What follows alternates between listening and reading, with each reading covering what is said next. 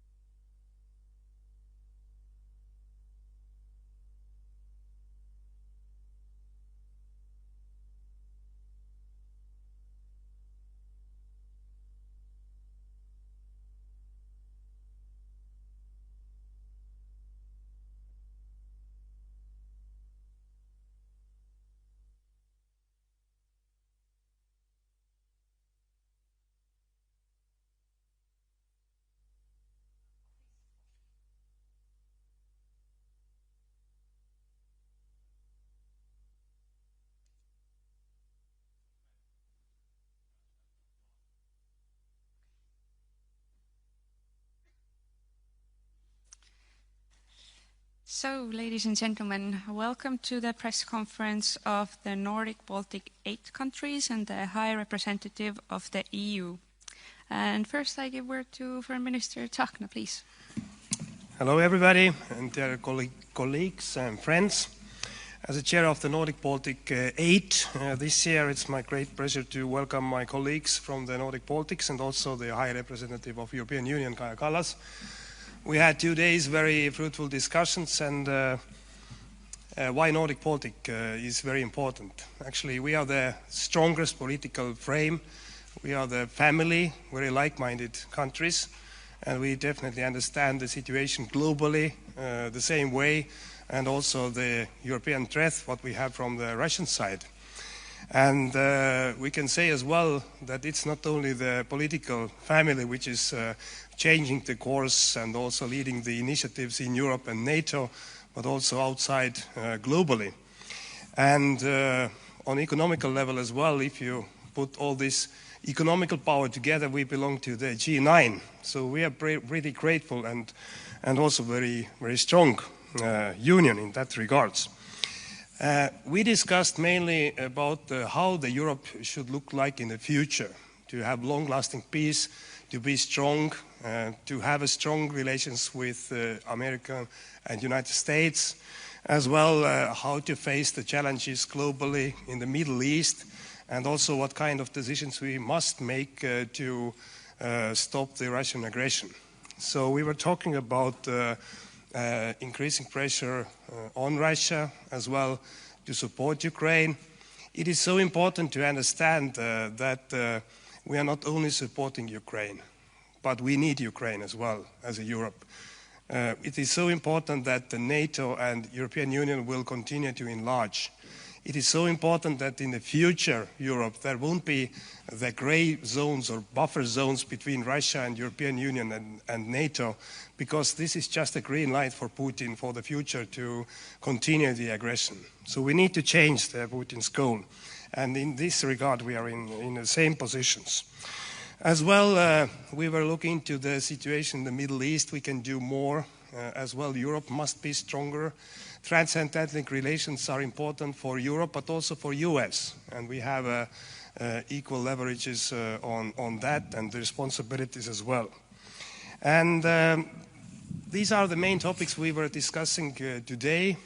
I would like to give the floor now to High Representative Kaja Kallas, and I'm really once again very grateful for this cooperation what we have in the frame of Nordic Baltics.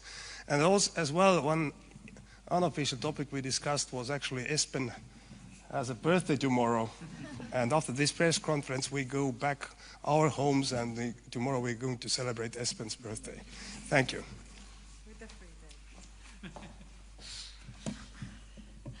day. Dear everybody, yeah, Margus. Thank you for hosting us here in this wonderful castle. So first on Middle East, there is no swift exit from the standoff in the Strait of Hormuz in sight. And the consequences are negative across the board. The global economy is reeling.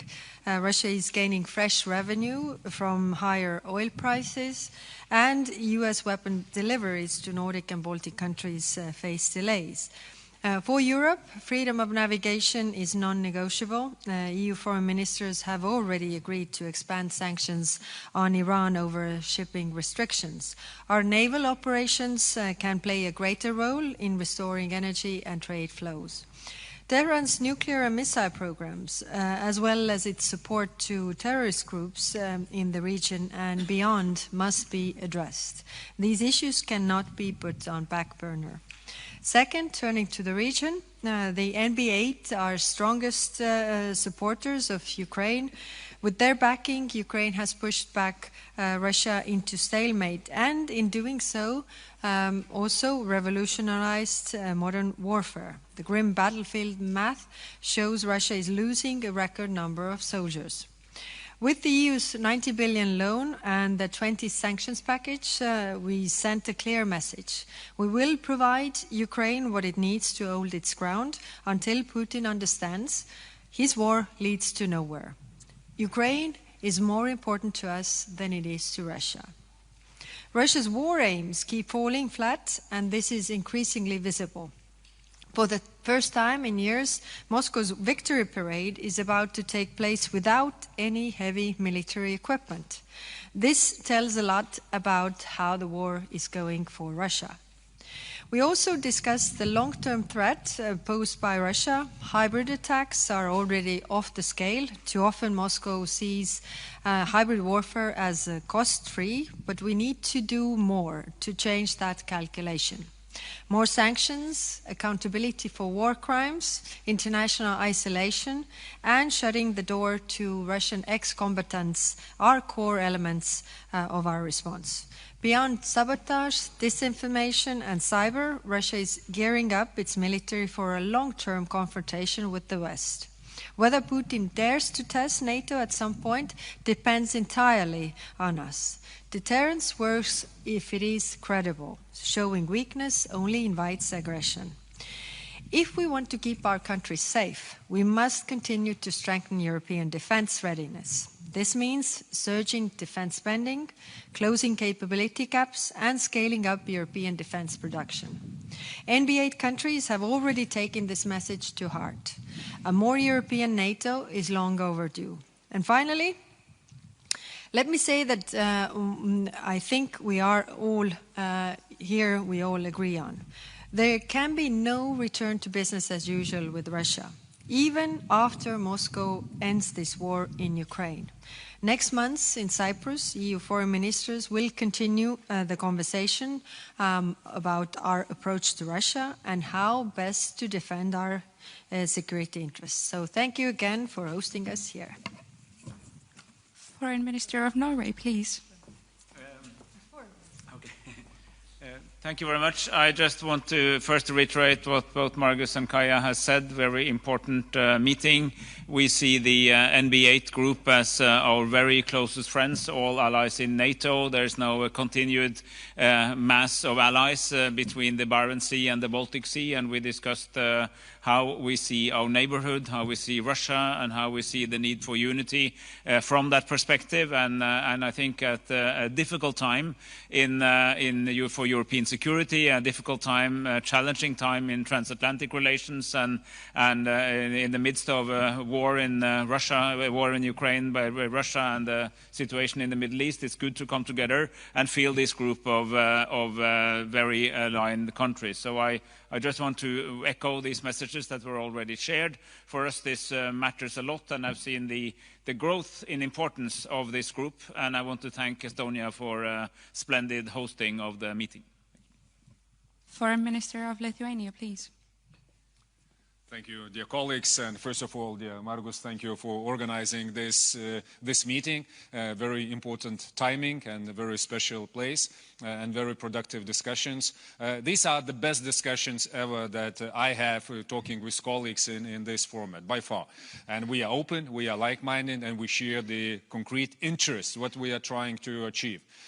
We are interested in our increased security, in our increased capabilities, in better deterrence, and then also we want to set these trends also for our other NATO allies and for whole Europe. And before Ankara summit, it is really important for us once again to send the message that we have to fulfill what we have pledged in Hague summit. It means increasing our defense spending. It means filling in the gaps and show the willingness and strength to our any potential adversaries.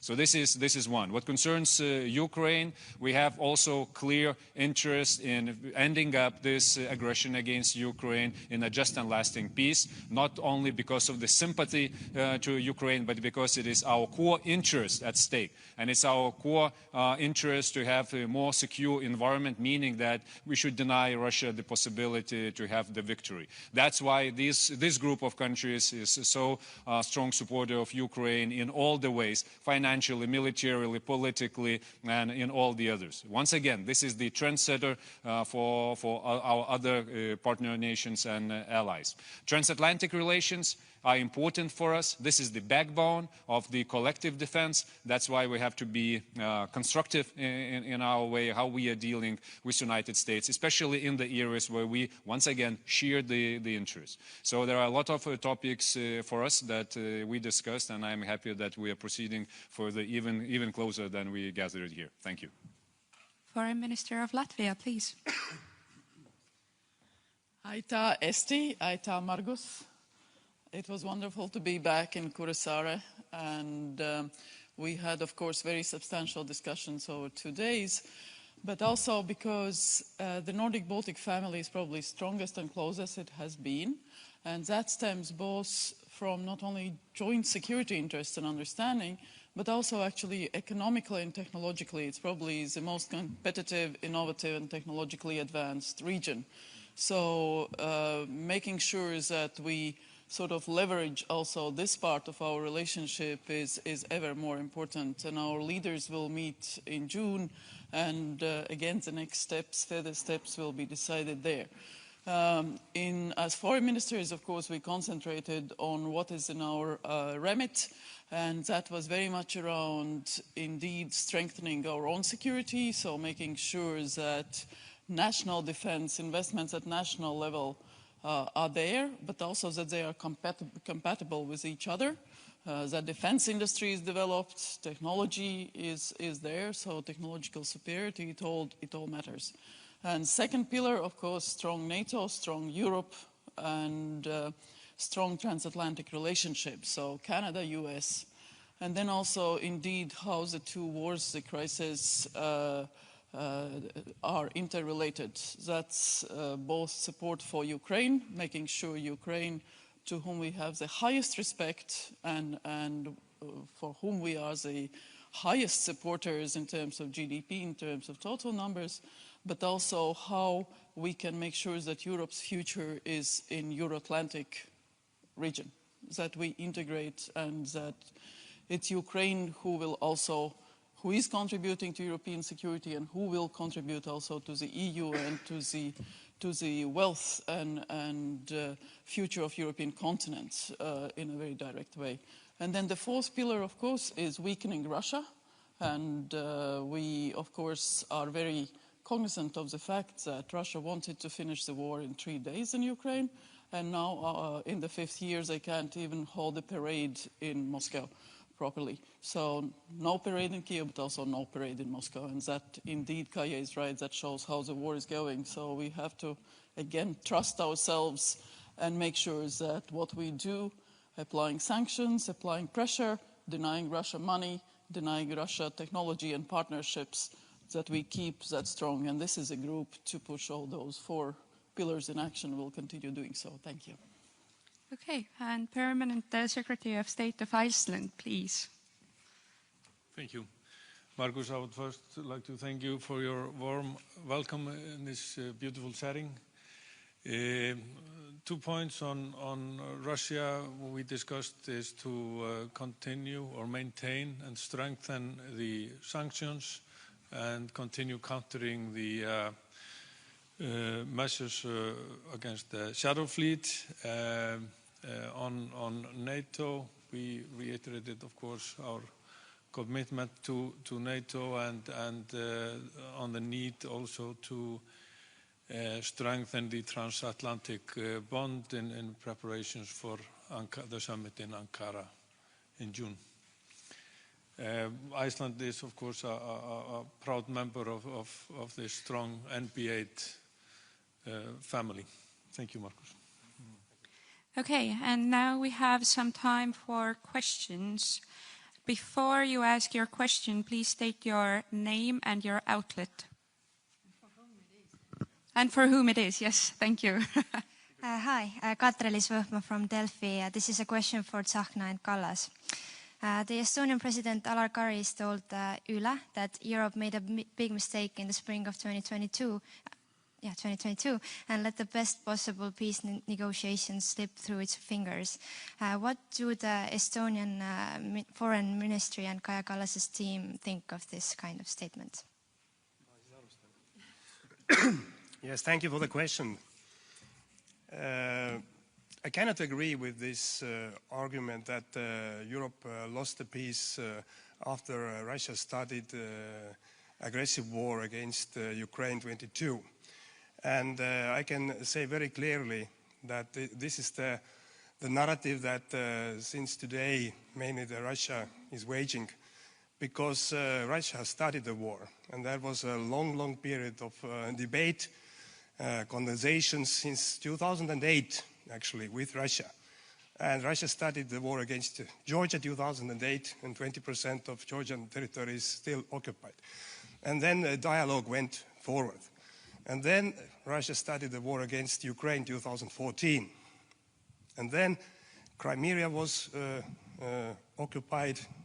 And then debate went further.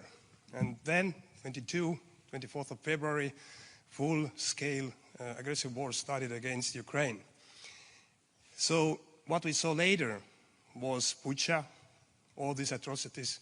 And we saw as well that Putin put on the table in Istanbul the ultimatum, the conditions.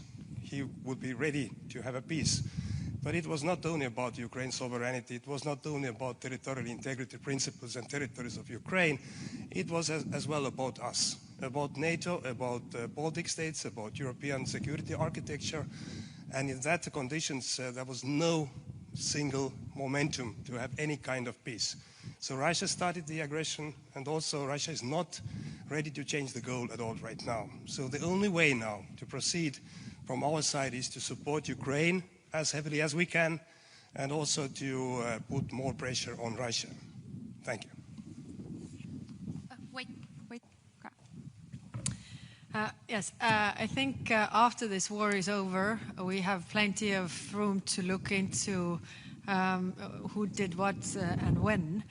But spring 22, the war had just started. And like Margus said, in December or November 21, Russia had presented demands towards Europe. And that also concerned all of our countries, that NATO would go back to their borders of 97, I think, and all this.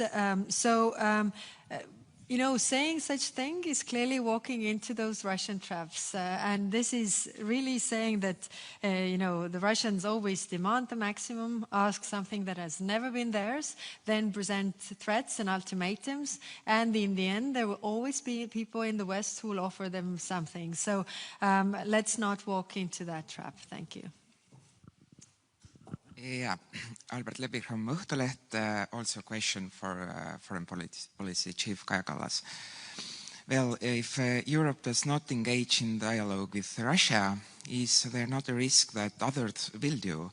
So, for example, the United States, and on terms that are unfavorable to Europe, and among others, the Nordic Baltic countries?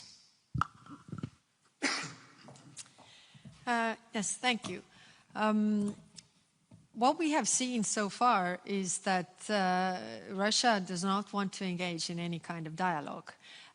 We should not humiliate ourselves by being the demandeurs that please, you know, we beg you to talk to us, but we should put them in a position where they actually go from pretending to negotiate to actually negotiate. And that's why we have planned to discuss with the foreign ministers of European Union in Cyprus also what is, you know, the picture that we see, what are the requests that we have for Russia after this war is over, so that we can see that you know, Russia does not pose a threat to any of these countries or Europe as a whole, because that has been the problem. And that's why before talking to them, we should really agree what we want to talk to them about.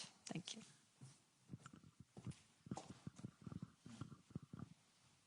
Hi, Kostya Manenko from Associated Press. The UK Naval Chief announced yesterday the plans to create a joint Nordic and Baltic naval forces. Could you please provide some information how your country plans to contribute to this and when can it be operational? Who is the question for? It's for all the ministers.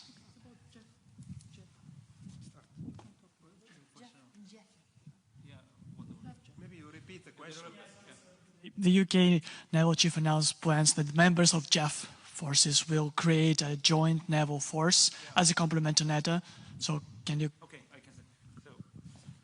So, yes, indeed, we are. I mean, Jeff is, as you know, the United Kingdom, the Netherlands, and the Nordic Baltic 8. That is the Joint Expeditionary Force, and that has many components, and one of them is naval.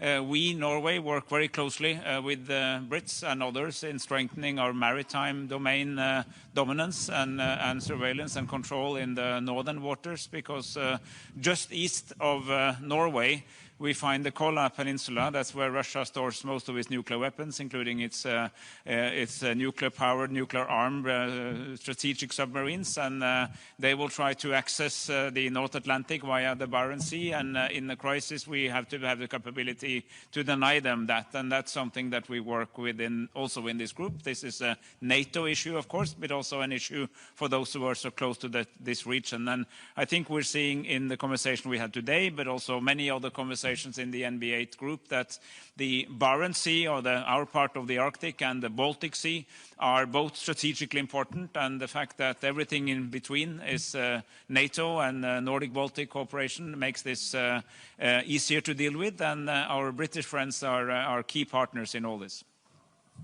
Okay, I think we have time for one more question. Hi, Oit Domik from Bloomberg News. My question is for Kaja Kallas. I was wondering what you made of the phone call between Trump and Putin the other day and the outcome of that, and whether the Ukraine peace talks are kind of at a dead end right now, or was there a certain policy shift on Trump's behalf there? Thank you.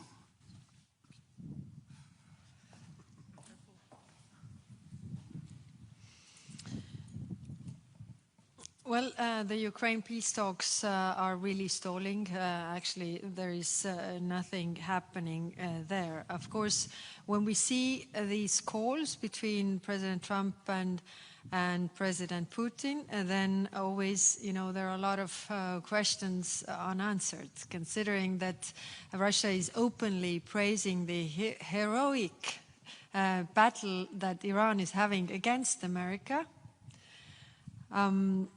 Does it mean that there is actually also more pressure to Russia because they are helping, Iran to fight war against them? So we would like to see also that pressure, and we didn't see that in that call. Thank you. Thank you. The press conference has ended. Thank you, Foreign Minister and Permanent Secretary. Thanks.